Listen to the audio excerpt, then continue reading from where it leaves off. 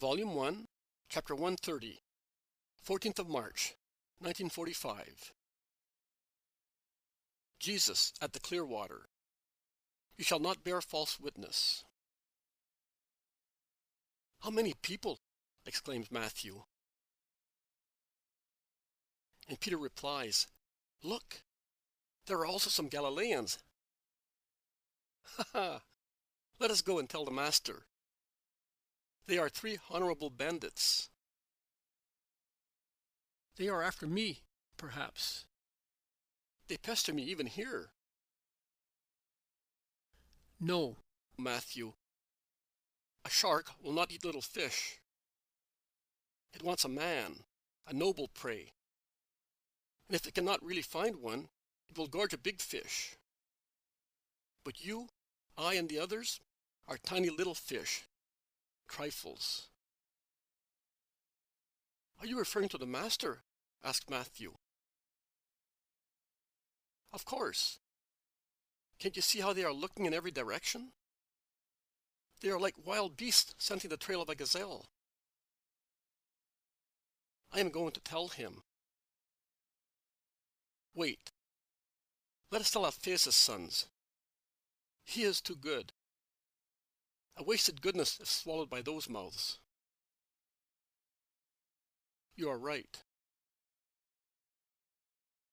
The 2 go to the river and call James and Judas. Come here. There are some queer types. Good for the gallows. They have certainly come to annoy the master. Let us go. Where is he? He is still in the kitchen. Let us be quick, because if he finds out, he will object. Yes, and he is wrong. I say that too. They go back to the threshing floor. The group, described as Galilean, are speaking condescendingly to other people. Judas of Alphaeus goes near them, as if by chance, and he hears. Words are to be supported by facts. And they are. Also yesterday he cured a Roman who was possessed. Horrible! He cured a pagan? What a scandal! Have you heard that, Eli? All faults are in him. He is friendly with excisemen and prostitutes, and is in touch with heathens, and he endures scandalmongers, which is also a fault, and the gravest, in my eyes. But since he does not know and does not want to defend himself, speak to me about it. I am his brother, and I am older than he is, and this is another brother, the oldest. Speak up. Why are you getting angry? Do you think that we are speaking ill of the Messiah? Oh, we have come from very far because of his fame. We were also telling these people. Liar. You are so disgusting that I am turning my back on you. And Judas of Alphaeus, probably because he feels that his love for his enemies is in danger, goes away. Isn't what we said true? Everybody here can tell. But not one of the everybody, that is, of those to whom the Galileans were speaking, utters a word. They do not wish to lie, and they dare not give them the lie, so they remain silent. We do not even know what he is like, says the Galilean Eli. You did not insult him in my house, did you? Asks Matthew, ironically. Or has a disease made you lose your memory? The Galilean covers himself with his mantle and goes away with the others without replying. Coward! Shouts Peter after him. They were telling us dreadful things about him, explains a man. But we have seen his deeds.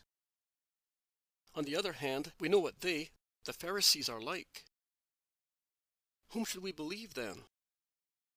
The good one, who is really good, or the wicked ones, who say they are good, whereas they are a calamity? I know that since I have been coming here, I have changed so much that I do not recognize myself anymore. I was violent and hard on my wife and children. I had no respect for my neighbors.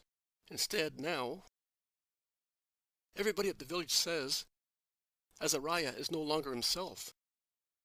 So, has anyone ever heard that a demon makes people good? For whom does he work then? For our holiness? Oh, he is a strange demon indeed, if he works for the Lord. You are right, man.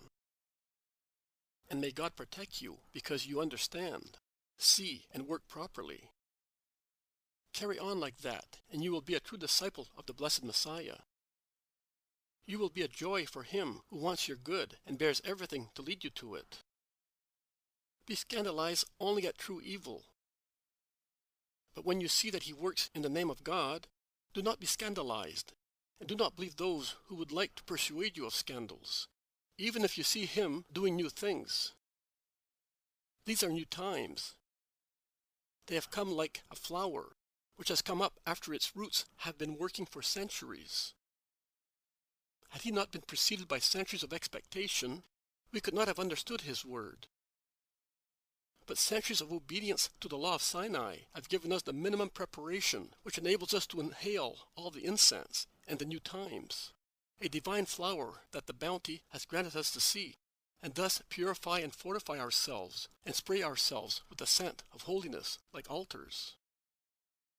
New times have new systems, which are not contrary to the law, but are infused with mercy and charity, because he is the mercy and the love which descended from heaven.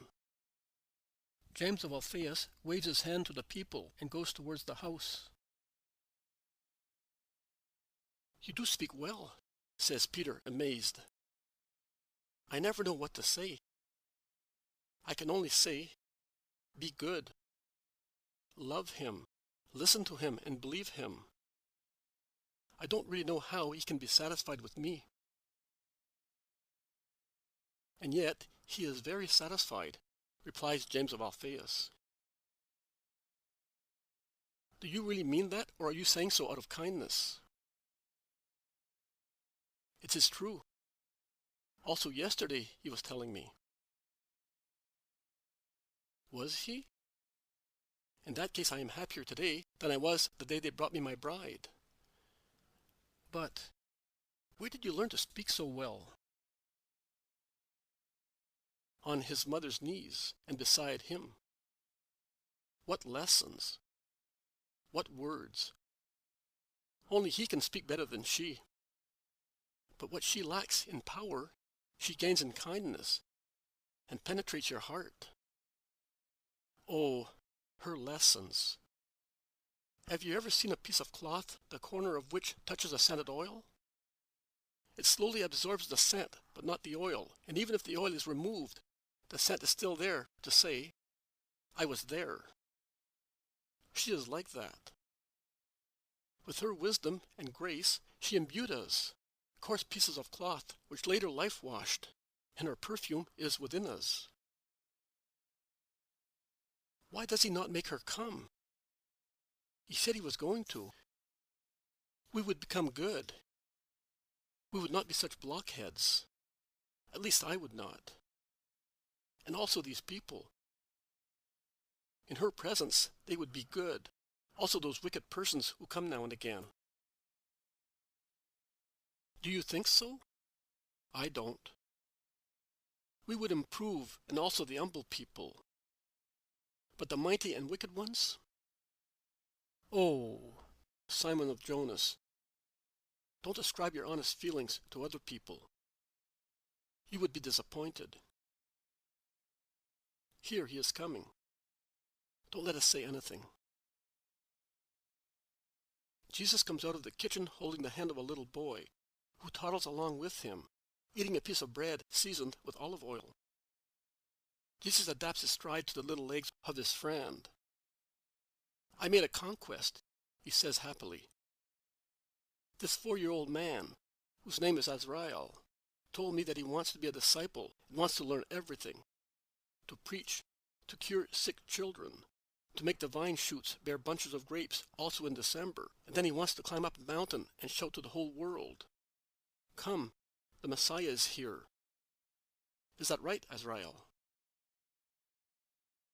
The smiling child replies, "Yes," and continues eating his piece of bread. "You are hardly capable of eating," Thomas teases him. "You are not even capable of saying who the Messiah is." "He is Jesus of Nazareth." "And what does Messiah mean?" It means the man who was sent to be good and to make us all good." "And what does he do to make us good? And since you are a little rascal, what will you do?" "I will love him, and I will do everything, and he will do everything because I love him. If you do that, you will become good too." "And you have had your lesson, Thomas. You have the commandment, 'Love me, and you will do everything, because I will love you if you love me, and love will work everything in you.' The Holy Spirit has spoken. Come, Azrael. Let us go and preach. Jesus is so happy when he is with a child that I would like to take all the children to him and make him known to all the children. Instead, there are so many who do not even know him by name." He passes in front of the veiled woman, and before reaching her, he says to the child, "Say to that woman, 'Peace be with you.'" "Why?" "Because she is like you when you fall and hurt yourself, and she is weeping. But if you tell her that, it will pass." "Peace be with you, woman." "Don't cry. The Messiah told me. If you love him, he will love you and cure you," shouts the child, while Jesus drags him away without stopping. Azrael asks the stuff missionaries are made of. Even if for the time being his sermons are somewhat untimely, And he says more than what he was asked to say. "Peace to you all. It is said, 'You shall not bear false witness.' What is there more nauseating than a liar? Can we not say that he joins cruelty to impurity? Of course we can. A liar, I am talking of a liar in grave matters, is cruel. He kills a reputation with his tongue. So he does not differ from a murderer. Nay, he is more than a murderer. A murderer kills only the body. A liar kills also a good name, the memory of a man. He is, therefore, twice a murderer. He is an unpunished murderer because he does not shed blood, but he injures the reputation both of the person calumniated and of the whole family. And I will not take into consideration the case of the person who brings about the death of his neighbor by swearing false witness. The coal of Gehenna is already piled upon such a person. I am only talking of those who make false insinuations by telling lies and stir up other people against an innocent person. Why do they do that? Either out of hatred, without any reason, or out of greed to get what another man possesses, or out of fear. Hatred. Only a friend of Satan hates. A good person does not hate. Never. For no reason whatsoever. Even if he is scorned and damaged, he forgives. He never hates.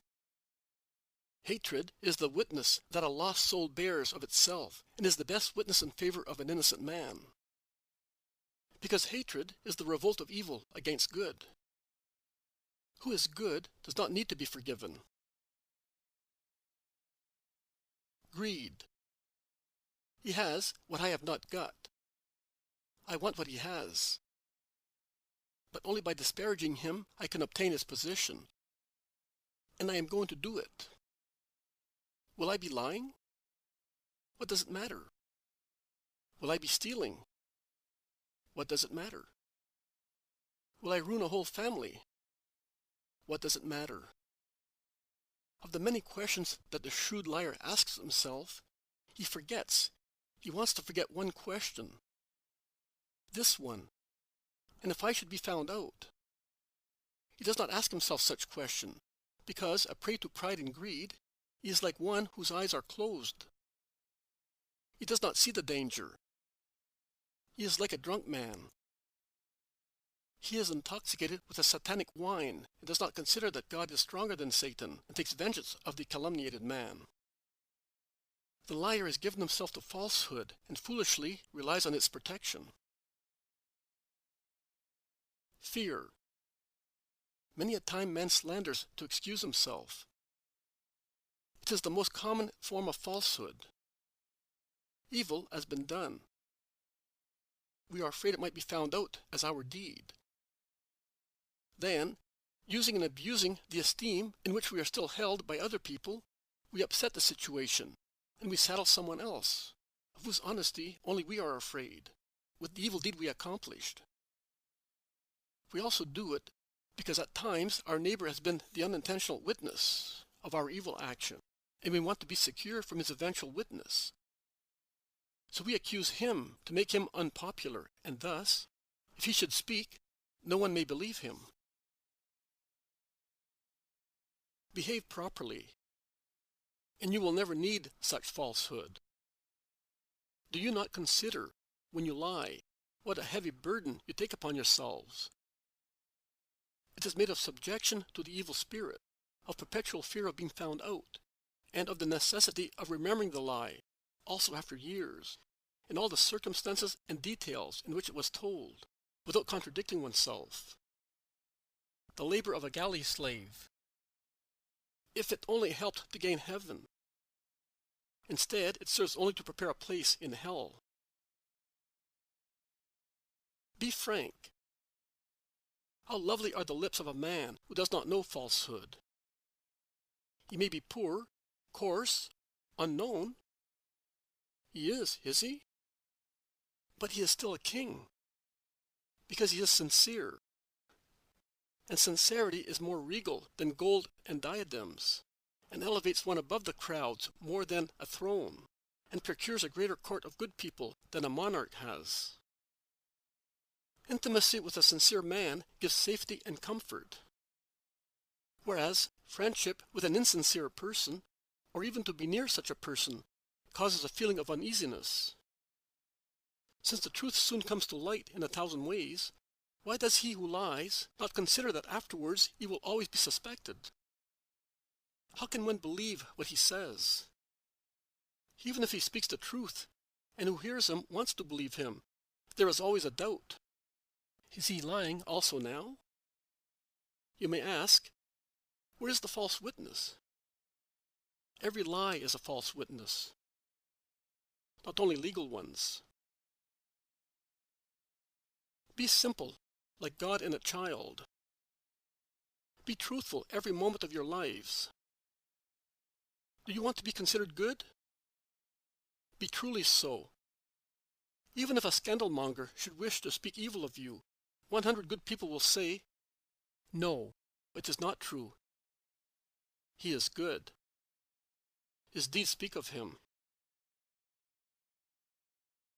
In one of the sapiential books it is said, "A scoundrel, a vicious man, he goes with a leer on his lips. Deceit in his heart, always scheming evil, he sows dissension." There are 6 things that the Lord hates, 7 that his soul abhors: a haughty look, a lying tongue, hands that shed innocent blood, a heart that weaves wicked plots, feet that hurry to do evil, a false witness who lies with every breath, a man who sows dissension among brothers. His own lips are to blame when the wicked man is entrapped.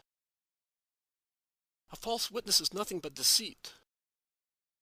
Lips that tell the truth abide firm forever, The tongue that lies lasts only for a moment. The words of a backbiter sound simple, but they pierce man's heart. The enemy brooding over treason is known by his speech. Do not trust him when he whispers, because he carries 7 evils in his heart. He deceitfully conceals his hatred, but his wickedness will be disclosed. The man who digs a pit falls into it. The stone comes back on him that rolls it. The sin of falsehood is as old as the world, and the thought of the wise man concerning it is unchanged. Unchanged is also the judgment of God on those who lie. I say, I have only one language. May your yes be always yes, and your no be always no, also before mighty ones and tyrants. And you will receive great reward in heaven for it. I say to you, be spontaneous like a child, who by instinct goes towards him whom he perceives to be good, without seeking anything but goodness. And he says what his own goodness makes him think, without considering whether he says too much, and whether he may be reproached for it. Go in peace, and may the truth become your friend. Little Azrael, who has been sitting all the time at Jesus' feet, looking up at him like a little bird that listens to the song of its father, makes a loving gesture. He rubs his little face against Jesus' knees and says to him, "You and I are friends because you are good and I love you." Now I will say that too, and forcing his voice to make himself heard from one end to the other of the large room, gesticulating as he saw Jesus do, he says, "Listen, everybody. I know where people go who do not tell lies and love Jesus of Nazareth. They climb up Jacob's ladder, up, up, up, together with the angels, and they stop when they find the Lord." And he smiles happily, displaying his little teeth. Jesus caresses him and goes among the crowd. He takes the little one back to his mother and says, "Thank you, woman, for giving me your child. He has bothered you." "No. He has given me love. He is the little one of the Lord, and may the Lord be always with him and with you. Goodbye." It all ends.